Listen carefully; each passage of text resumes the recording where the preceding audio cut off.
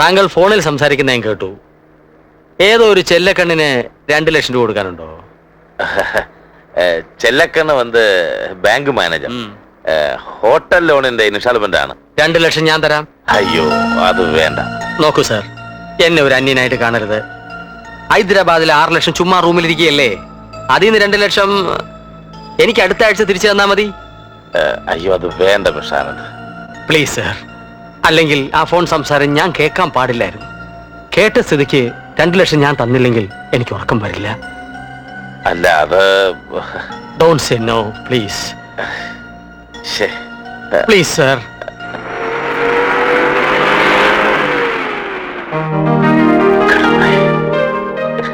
Thank you Mister Anand. ഈ Mister ആനന്ദിലെ Mister ഒഴിവാക്കിയാൽ കൊള്ളാമായിരുന്നു. Oh, I am sorry. ഒരു വിഷയം ഞാൻ പറയാൻ മറന്നുപോയി. പറയൂ. വട്ടി. വട്ടിയോ? പലിശ. മിസ്റ്റർ ആനന്ദ് എന്നോട് പലിശ വാങ്ങണം. അയ്യോ, ശാന്തം പാപം. സാർ, ഞാൻ ഈ പണം ബാങ്കിലിടാത്ത എന്താണെന്നറിയോ? ബാങ്കിലിട്ടാൽ അവർ എനിക്ക് പലിശ തരും.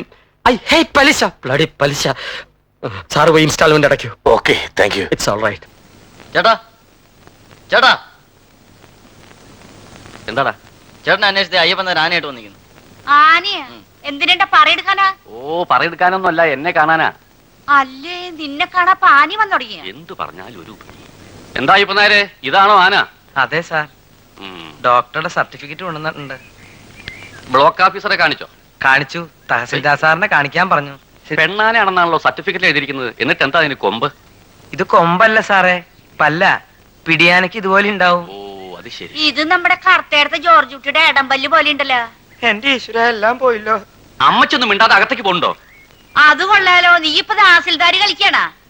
എടാ, നീ തഹസിൽദാർ ആവണേലും മുമ്പ് നീ എന്റെ മോനായിരുന്നു. നിന്റെ അപ്പൻ തോമാച്ചനുണ്ടല്ലോ, അയാളെ വരെ ഞാൻ വില വെച്ചിട്ടില്ല. പിന്നല്ലേ നീ ഒരു തഹസിൽദാര് കളി? ഒന്ന് പോടാ അവിടുന്ന്. പിന്നെ എന്താ ചെയ്യാ, ഞാൻ പോട്ടെ.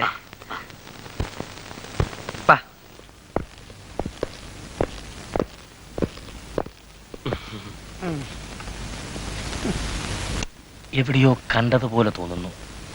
നമ്മൾ വീട് ഫിക്സ് ചെയ്തില്ലേ, അതിന്റെ ഉടമസ്ഥരാ.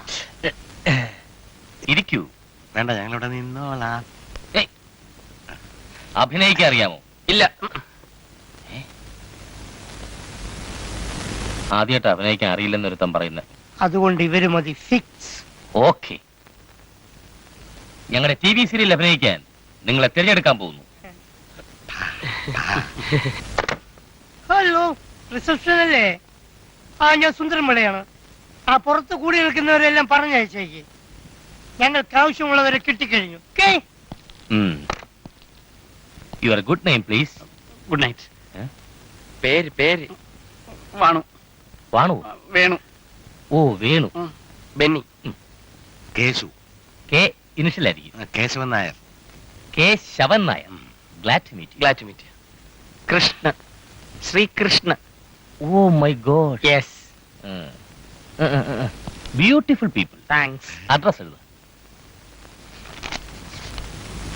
Number 20/148, Vrindavan street, Subhash Nagar, Cochin 12.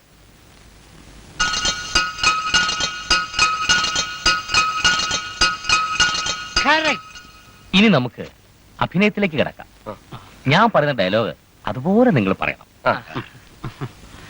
പണ്ടാരം കാണുന്നില്ലല്ലോ. പണ്ടാരം കാണുന്നില്ലല്ലോ. അതല്ല പറഞ്ഞത്. നിങ്ങളോട് ഞാൻ പറയുമ്പോൾ പറഞ്ഞാൽ മതി.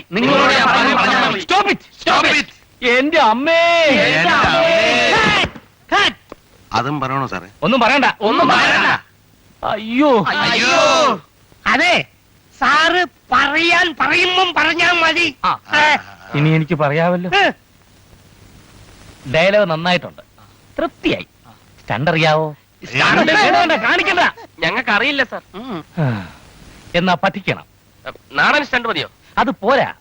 കളരി, karate, kung fu, kudo, judo, judo, rope climbing, diving.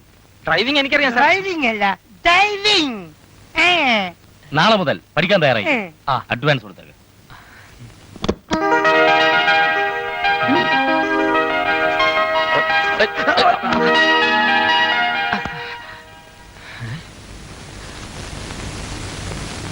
ഈ പാരയും പിക്കാസും ഒക്കെ എന്തിനാ? അതൊക്കെ പണിയായുധങ്ങളാ. കൃഷിയാന്നോ പണി?